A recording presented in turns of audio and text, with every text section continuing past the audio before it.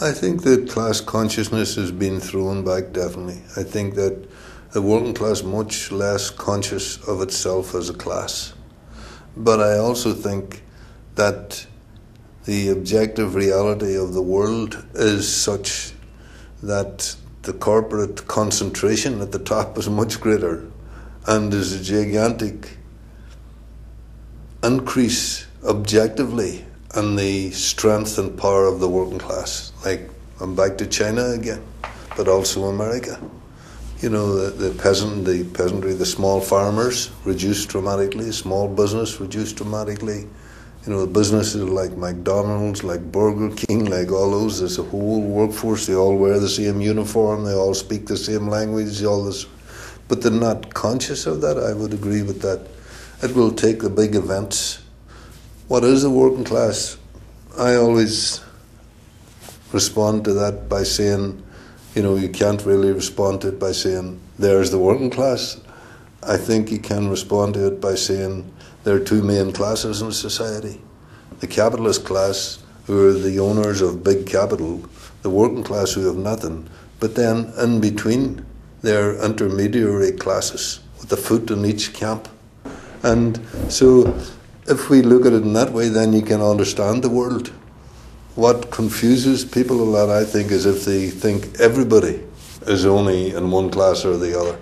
There are whole sections that are only in one class or in the other. But then there are people who are in between. I mean, I think the working class has been enormously strengthened objectively, but weakened subjectively. The Middle East and the Islamic world, will class consciousness become greater, or will it be thrown even further back?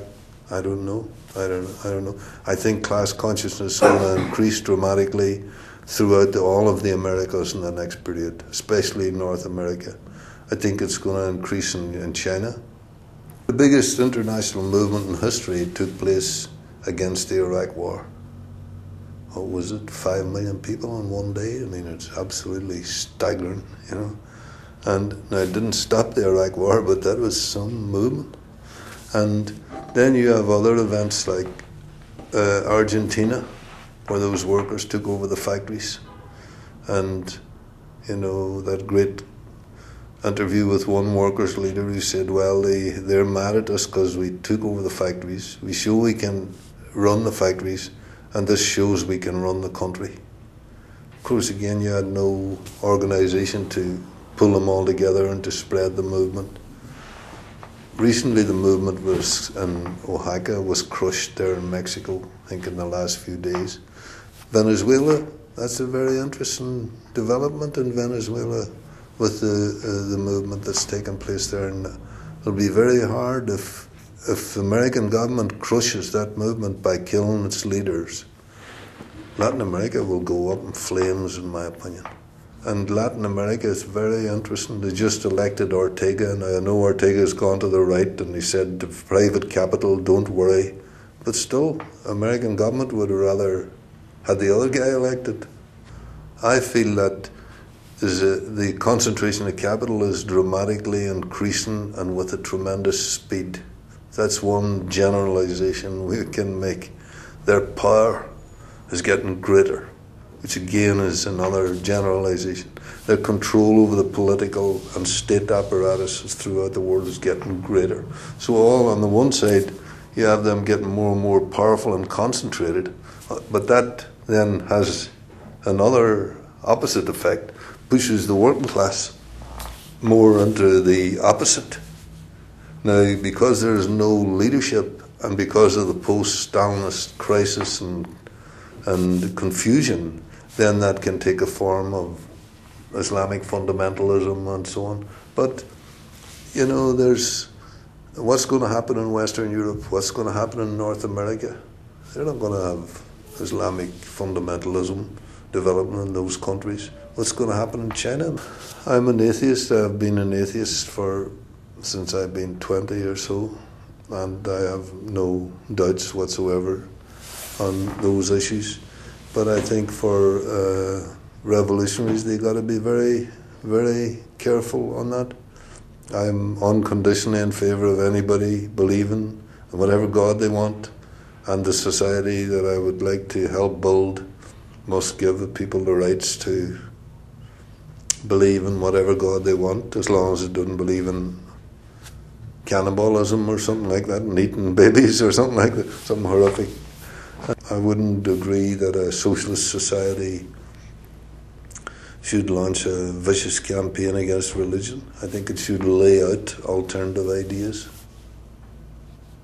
I think in America it's very interesting with the rise of the right, but the rise of the right has been not so, there's been some elections in America.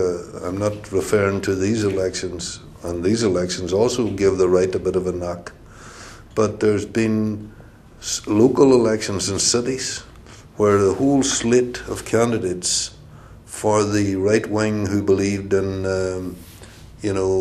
getting rid of any mention of Darwin. There was slates who believed in that. There was other slates who standing against them who believed in that Darwin must be taught in the schools, and they won in many, many cases. The most accessible and brilliant ideas were written by Trotsky. That's my belief. Marx, he opened up the road. It's not so accessible, hard to get there. James Connolly, I suppose, influenced me enormously because of the sacrifice he made and the basic fundamental ideas he fought for again and again. Engels I get to like more as I get older and read more about him, because he was a bit of a character too, more of a bit of a hooligan. And I also learnt recently that he spoke 18 languages. So I think, how did he ever get time to learn 18 languages? The Wall Street Journal had that famous editorial where it had the headline, "We won." And the imperialism, a very savage beast. And so as soon as that I think that's why, US imperialism was never happy with Clinton. When Clinton was in power, Clinton did not sufficiently savagely go after the new territories of the world on behalf of US imperialism. He was more inclined to collaborate a wee bit with the EU, collaborate a wee bit with Japan, not go too hard if he didn't have to go too hard. And where you had that sector enemy of US imperialism, the energy companies, the big oil companies, they were enraged that he wasn't more decisively moving into Eastern Europe, Central Asia, Russia, China. And they were always after him because of that. And then this Bush came in, and then this Bush just brushed aside any idea of working with the other imperialist countries and tried to stamp US imperialism's domination of the world. They used the term full spectrum domination. Every area they were going to dominate, economically, politically, militarily, scientifically. But they're in Iraq now. They're getting their ass kicked in Iraq.